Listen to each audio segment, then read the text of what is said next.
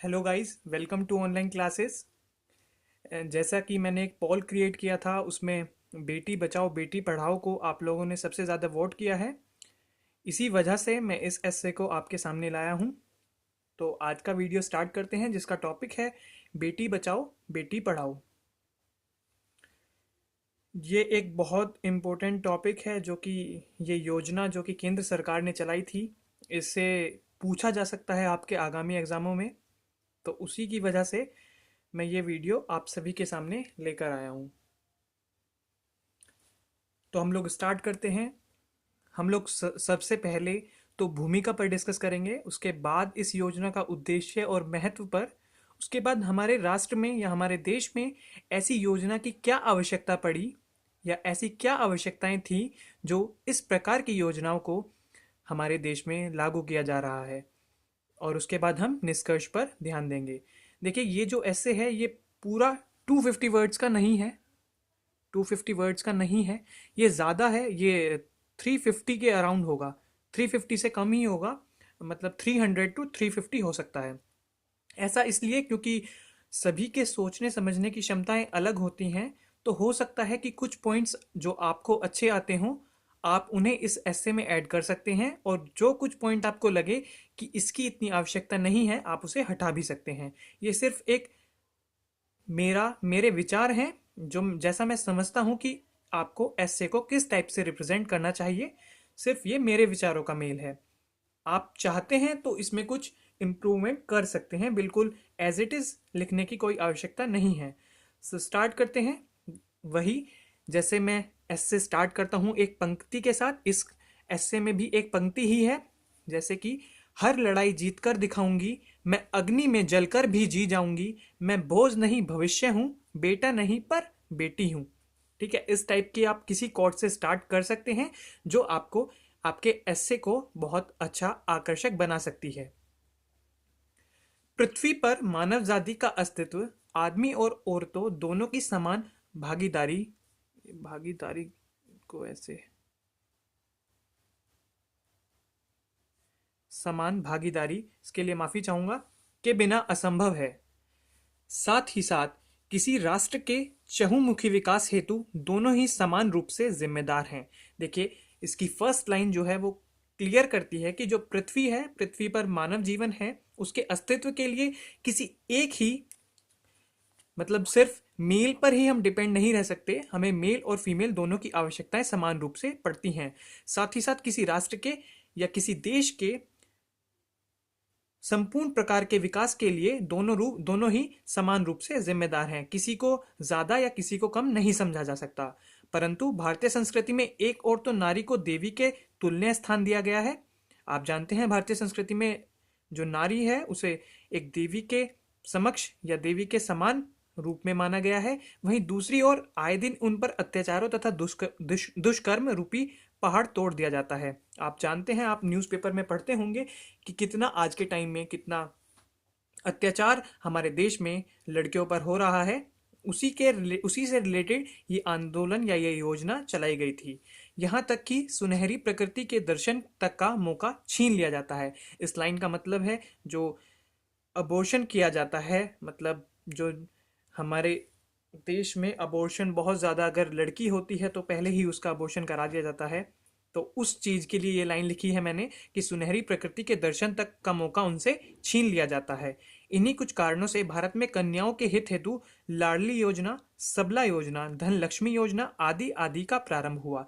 देखिए, हमारे देश में पहले भी कन्याओं से या लड़कियों के हित में योजनाएं चलाई गई हैं। जैसे लाडली योजना जो 2008 में चली थी, दिल्ली सरकार ने, दिल्ली और हरियाणा सरकार ने चलाई थी। सबला योजना ये 2011 में, और धनलक्ष्मी योजना ये भी 2008 में चली थी। इनका प्रारंभ हो चुका है, परंतु स्थिति में कोई विशेष परिवर्तन न होने के कारण जो ये योजना चलाई गई थी, इनके बाद भी 2011 की जनगणना में कुछ खास परिवर्तन नहीं देखा गया, बल्कि गिरावट ही देखी गई आंकड़ों में। तो उस सभी को ध्यान में रखते हुए माननीय प्रधानमंत्री श्री नरेंद्र मोदी जी ने बेटी बचाओ बेटी पढ़ाओ नामक योजना की शुरुआत 22 जनवरी 2015 को हरियाणा के पानीपत से की। भारत में हो रहे लड़का लड़की भेदभाव को कम करने के लिए यह एक महत्वपूर्ण कदम है।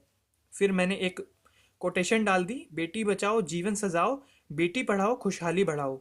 ठीक है, तो हमने भूमिका में क्या देखा, हमने भूमिका में देखिए ऐसे को डायरेक्ट बेटी बचाओ बेटी पढ़ाओ से ही स्टार्ट नहीं किया, कि डायरेक्ट में यहाँ से भी कर सकता था कि हमारे राष्ट्र में माननीय प्रधानमंत्री या केंद्र सरकार ने एक बेटी बचाओ बेटी पढ़ाओ नाम की योजना की शुरुआत 22 जनवरी 2015 को हरियाणा के पानीपत से की। ऐसे भी मैं इस ऐसे को स्टार्ट कर सकता था, पर मैंने सोचा कि एक प्लेटफॉर्म ऐसे को दिया जाए जिसमें थोड़ा, जिसे थोड़ा ऐसे आकर्षक लगता है, थोड़ा अच्छा लगता है, कि स्टार्टिंग में हमने एक प्लेटफॉर्म, एक भूमिका तैयार कर दी अपने ऐसे को स्टार्ट करते वक्त। डायरेक्ट ही हमने टॉपिक पर ध्यान नहीं दिया, बल्कि उससे पहले राष्ट्र में क्या चल रहा है, किस टाइप से चल रहा है, क्या कंडीशन है, उस चीज पर ध्यान दिया है। ठीक है, तो ये हमारी भूमिका हो गई, ये हमने भूमिका तैयार कर दी अपनी। उसके बाद हम नेक्स्ट चलते हैं आगे। अब हम इस योजना के बारे में और उसके महत्व के बारे में जान लेते हैं। देखिए, बेटी बचाओ बेटी पढ़ाओ योजना को एक राष्ट्रीय अभियान के माध्यम से कार्यान्वित किया जाएगा। जो बेटी बचाओ बेटी पढ़ाओ योजना जो चलाई गई है, इसे पूरे राष्ट्र में एक अभियान की तरह लिया जाएगा। उसके बाद देश में हरियाणा में सबसे कम 1000 लड़कों पर 775 लड़कियां हैं। इसी कारण इसका शुभारंभ हरियाणा से किया गया। देखिए, अभी हमने भूमिका में पढ़ा था कि इसका जो ये योजना है, इसका शुभारंभ, इसका आरंभ कहाँ से किया गया। इसका आरंभ हरियाणा से, हरियाणा के पानीपत से किया गया था। उसका रीजन मैंने यहाँ पर दे दिया कि 1000 लड़कों पर 775 लड़कियां हैं, इसी कारण इसका जो आरंभ है वो हरियाणा से हुआ। साथ ही साथ 100 सबसे कम लिंगानुपात वाले जिलों का चुनाव भी किया गया। मतलब जहां पर सबसे ज्यादा कम रेशियो है, सेक्स रेशियो सबसे ज्यादा जहां पर कम है, वहां पर उन 100 जिलों को भी इसमें चुना गया। उन पर भी यह योजना प्रभावी रूप से लागू होगी, जहां पर विभिन्न क्षेत्रों में ध्यान केंद्रित कर कार्य किया जाएगा। यह योजना महिला व बाल विकास मंत्रालय, स्वास्थ्य और परिवार कल्याण मंत्रालय तथा मानव संसाधन विकास मंत्रालय की संयुक्त पहल है। तो हमने अब इस पे ये भी मेंशन कर दिया कि योजना एक्चुअल में किसके द्वारा चलाई गई है। हमने केंद्र सरकार पढ़ा था, पर लेकिन मैंने डिपार्टमेंट भी इसमें दे दिया कि इस डिपार्टमेंट के द्वारा, इस डिपार्टमेंट का इसमें इस योजना को लागू करने में या चलाने में हाथ है। इससे क्या होगा, इससे टीचर इस बात से कंफर्म होगा कि आपको इस टॉपिक के बारे में काफ़ी नॉलेज है। इसका उद्देश्य अब हम देख लेते हैं। इसका योजना का उद्देश्य क्या था? कन्या भ्रूण हत्या की रोकथाम, बालिकाओं के अस्तित्व को बचाना, उनकी शिक्षा, सुरक्षा तथा भागीदारी सुनिश्चित करना है। ठीक है, इसका उद्देश्य मैंने डाल दिया इसमें, योजना और उसका उद्देश्य। ठीक है, यह योजना न केवल लड़कियों बल्कि पूरे समाज के लिए वरदान साबित हो सकती है। इतना ही नहीं, यह योजना महिलाओं पर हो रहे अत्याचारों और दुष्कर्मों पर रोकथाम करने में भी सहायक है। इस वजह से इसका महत्व और भी बढ़ जाता है। इसका मतलब हमारे देखिए, किसी भी राष्ट्र के विकास के लिए जितना मेल्स का जितने ज़रूरी मेल होते हैं, उतनी ही फीमेल भी होती हैं। आजकल आप देखते भी हैं कि फीमेल हर क्षेत्र में प्रगति कर रही हैं। तो ऐसा कुछ नहीं है कि दोनों में भेदभाव किया जाए या किसी स्तर पर महिलाओं को पुरुषों से कम समझा जाए। तो इसी कारण से यह इस योजना का महत्व बहुत बढ़ जाता है, क्योंकि ये लड़कियों को बढ़ावा देने के लिए है। ठीक है, अब मैंने नीचे एक कोटेशन डाल दी है, बेटियों को मत रखो निरक्षर, बेटियां ही बनेंगी बड़ी अफसर, खुले आसमान की ऊंची उड़ान है बेटी, हर माँ बाप का गर्व और सम्मान है बेटी। ठीक है, तो हमने इसमें क्या पढ़ा? इसमें योजना और उसका महत्व पढ़ लिया। ठीक है, अब आगे चलते हैं। ठीक है, अब हम पढ़ते हैं योजना की आवश्यकता।